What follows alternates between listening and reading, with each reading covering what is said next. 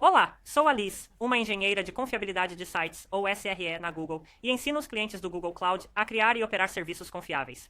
E eu sou o Seth, um defensor dos programadores na Google, focado em infraestruturas e operações. E Liz e eu estamos aqui para resolver as coisas de uma vez por todas. O que é melhor, DevOps ou SRE? Calma aí, Seth. Espera um segundo. Não sei se estás a olhar para isso da forma correta. Mas, antes de mais, talvez devêssemos esclarecer algumas coisas. O que achas que é DevOps, Seth? Essa é uma ótima pergunta, Liz. Antigamente, os operadores e os programadores tinham muitas divergências. Os programadores costumavam atirar o seu código por cima do muro metafórico, e os operadores eram responsáveis por manter esse código a funcionar em produção. Os operadores tinham poucos conhecimentos sobre as bases de código, e os programadores tinham poucos conhecimentos sobre as práticas operacionais. Mas os programadores estavam preocupados com o envio do código, e os operadores com a confiabilidade. Este desalinhamento causava frequentemente tensão dentro da organização. Portanto, se bem entendi, está a dizer que os programadores eram responsáveis pelas funcionalidades e os operadores eram responsáveis pela estabilidade, o que significa que os programadores queriam andar mais depressa para lançar as suas funcionalidades mais depressa e os operadores queriam andar mais devagar para manter as coisas estáveis. Estou a ver como isso pode causar muita tensão. Portanto, o DevOps é um conjunto de práticas e uma cultura concebida para quebrar essas barreiras entre os programadores, os operadores e outras partes da organização. Eu divido o DevOps em 5 áreas principais. Primeiro, reduzir os silos organizacionais. Ao derrubar as barreiras entre as equipes, podemos aumentar a colaboração e o trabalho minucioso. Segundo, aceitar o fracasso como normal. Os computadores são inerentemente pouco fiáveis, por isso não podemos esperar a perfeição. E quando introduzimos seres humanos no sistema, obtemos ainda mais imperfeições. Terceiro, implementar mudanças graduais.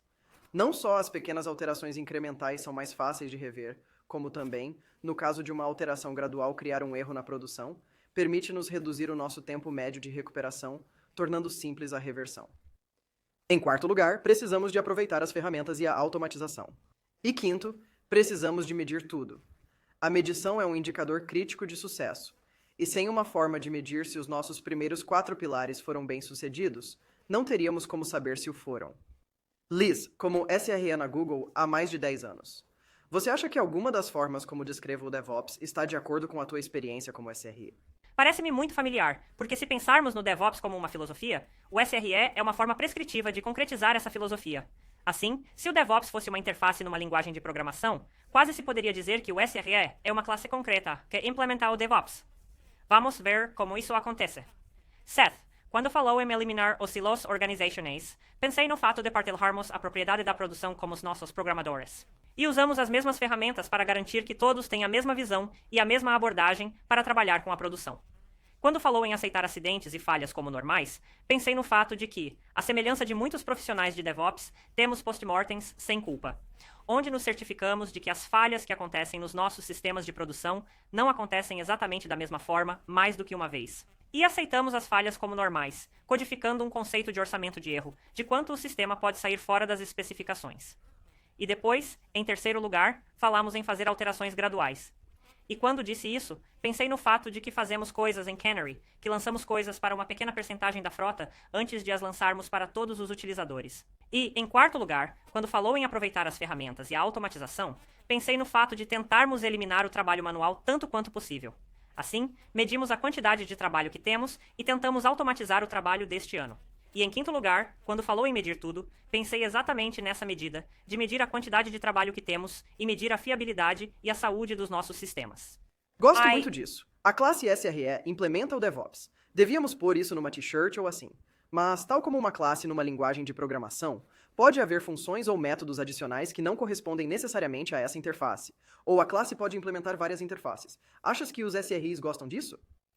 Acho que sim, porque os SRE não fazem as coisas exatamente da mesma forma que as outras pessoas que implementam o DevOps noutros locais. Por isso, vamos falar um pouco mais sobre essas diferenças, por exemplo, como funcionam exatamente os SLO, que são um conceito muito específico que implementamos para que o SRE seja bem sucedido. Ótimo. Bem, então está resolvido. Acontece que DevOps e SRE não são 2 métodos concorrentes, mas sim amigos próximos projetados para ajudar a quebrar as barreiras organizacionais para entregar um software melhor e mais rápido. Obrigado a todos por assistirem. Por favor, não se esqueçam de verificar a descrição abaixo para mais links e não se esqueçam de subscrever o nosso canal. Fiquem atentos ao nosso próximo vídeo, onde discutiremos as diferenças entre SLIs, SLOs e SLAs.